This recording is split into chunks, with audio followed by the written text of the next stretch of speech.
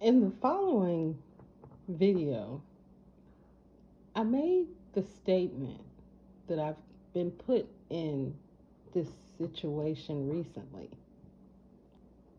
Let me clear something up because after re listening to the video, the situation that I'm talking about here is talking someone off of a ledge, meaning I encountered someone who no longer wanted to live recently. I wasn't saying that I no longer wanted to live recently.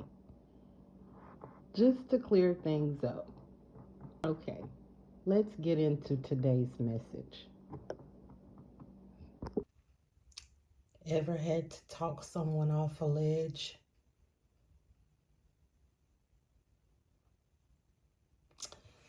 In my life, I've had to attempt to encourage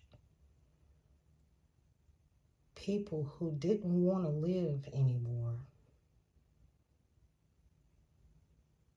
I'd like to tell you that I always knew what to say,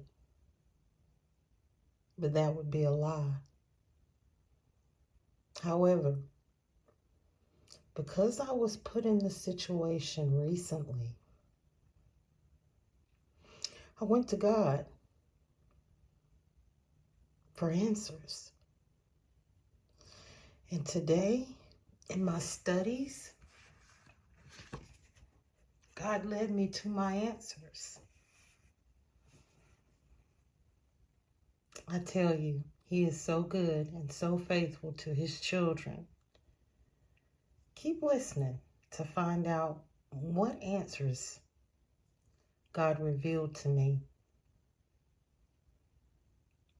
I can almost promise that you haven't heard this as an answer for depression before.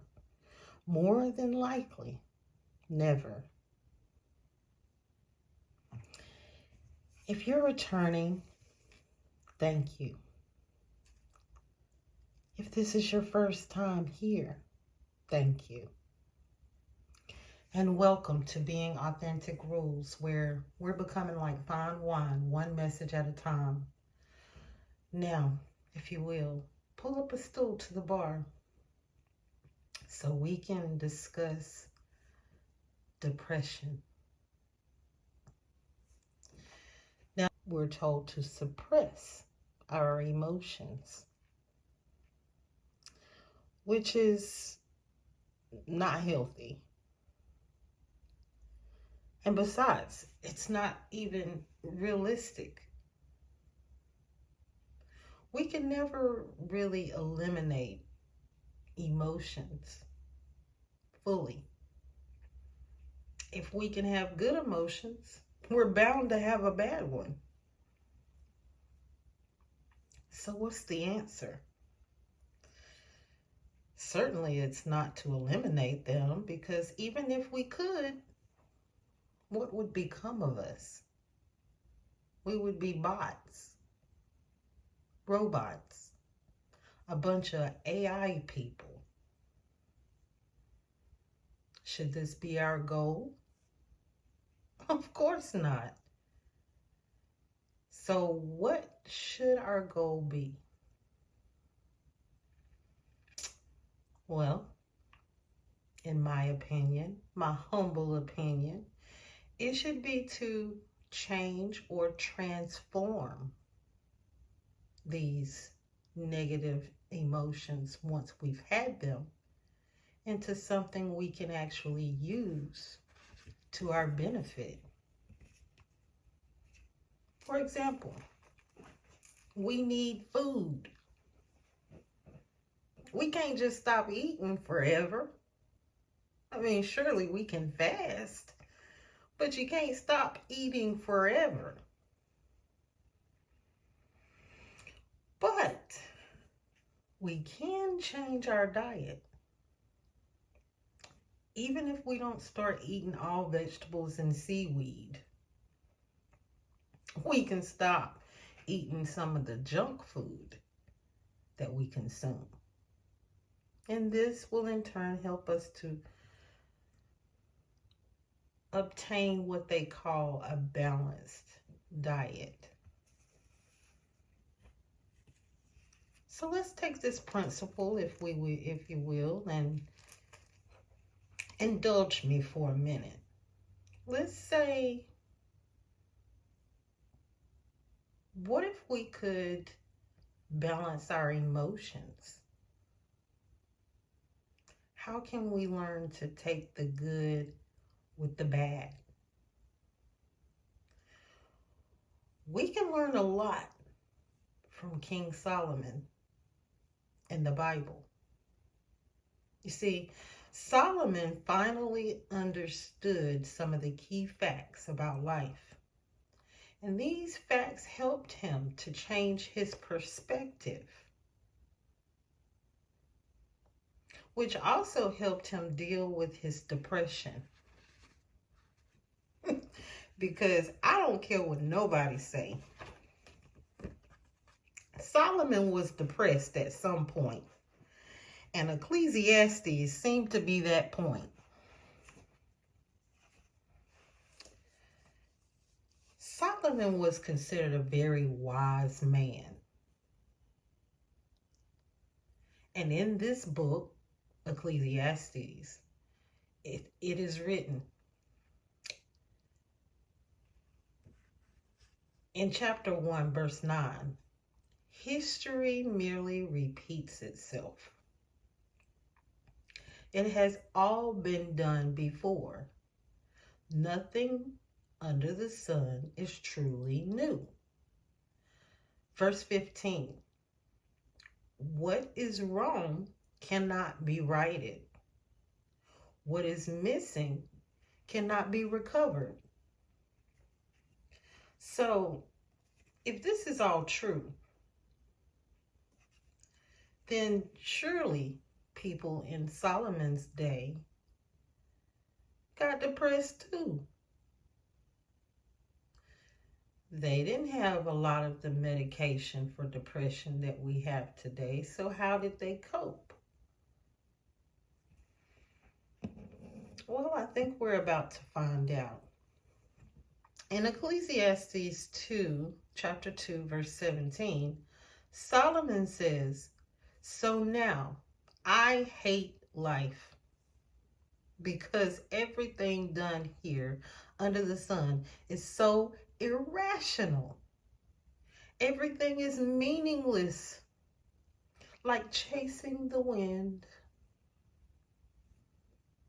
Now, Solomon is disgusted and in a deep despair, but he's finally able to find things to bring him some sort of satisfaction. Let's read chapter 2, verse 24, and see what some of those things might be. It says, so I decided there is nothing better than to enjoy food and drink and to find satisfaction in work. Oh, then I realized that is pleasure. And that pleasure is from the hand of God. Verse 25, for who can eat or enjoy anything apart from him? So see, now Solomon is coming to himself.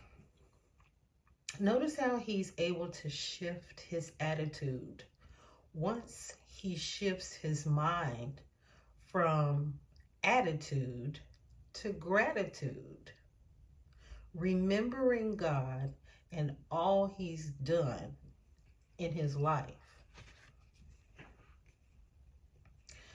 If you skip over to chapter 6, verse 9, it says, enjoy what you have rather than desiring what you don't have. Just dreaming about nice things is meaningless. It is like chasing the wind. Why does he keep saying that? Well, if you look back at chapter 1, verse 8, it says, everything is so weary and tiresome. No matter how much we see, we are never satisfied. No matter how much we hear, we are not content. And so you see, he's coming to himself. He's understanding life and everything that either means something or does not mean anything. And he's reminding himself of the ways of the Lord, which is always to be content and grateful for whatever you have.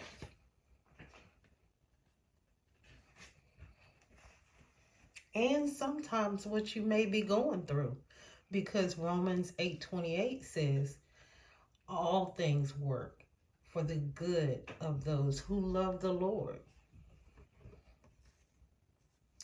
Chapter 7, verse 14 says, enjoy prosperity while you can. But when hard times strike, realize that both come from God. And that way, you will realize that nothing is certain in this life. Now, it's important for us to know and remember that if nothing is certain in your life, in somebody else's life, it's not certain either. Nothing is certain in anybody's life, because God has no respect of persons. Someone you see that's up today may be down tomorrow. And it's not that you're wishing that on anyone.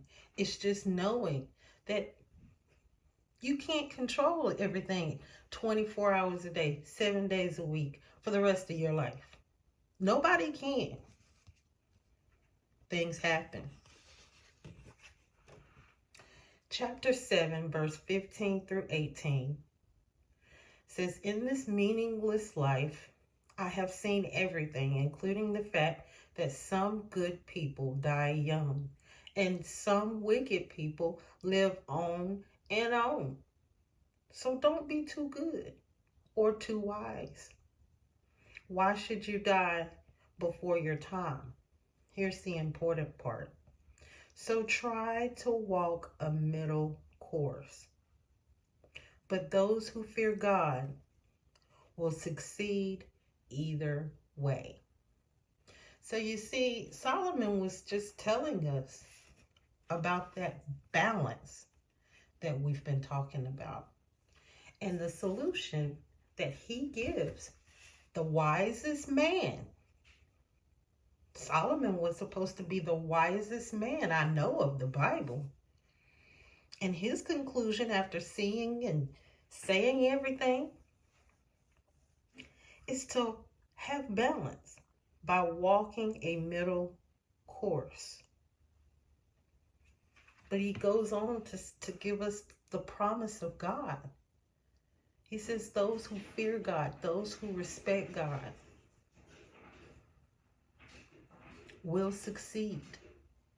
It's guaranteed, no matter what. That's what the either way is saying. It's a guarantee. In conclusion, Solomon found these words to be most important. Chapter 12, verses 11 through 13 says, a wise teacher's words spur students to action and emphasize important truths. The collected sayings of the wise are like guidance from a shepherd.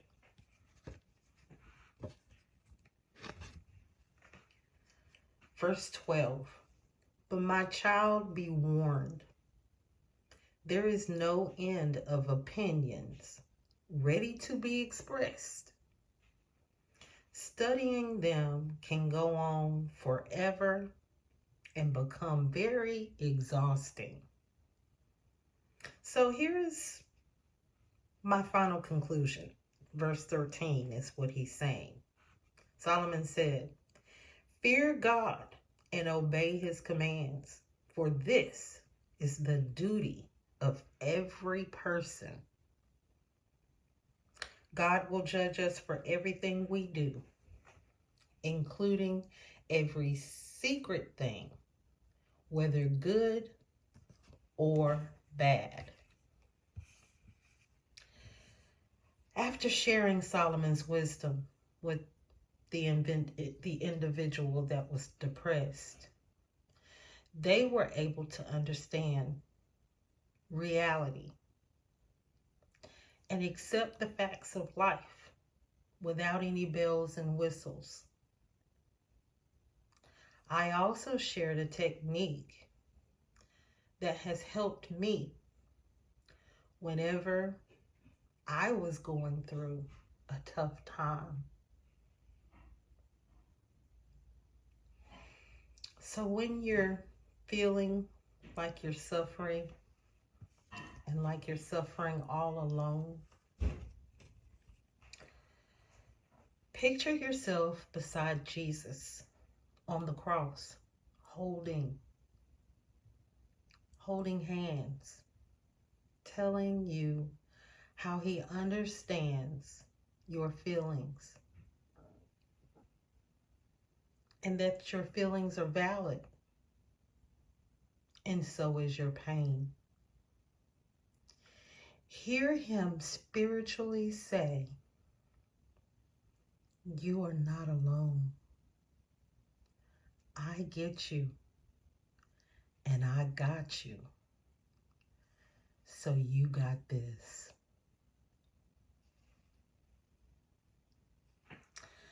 Well, friends, that's all for today.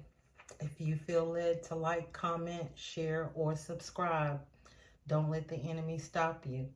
No matter what, though, I thank you for being here. Until next time, I love you, and keep sunsetting the bar. Bye for now.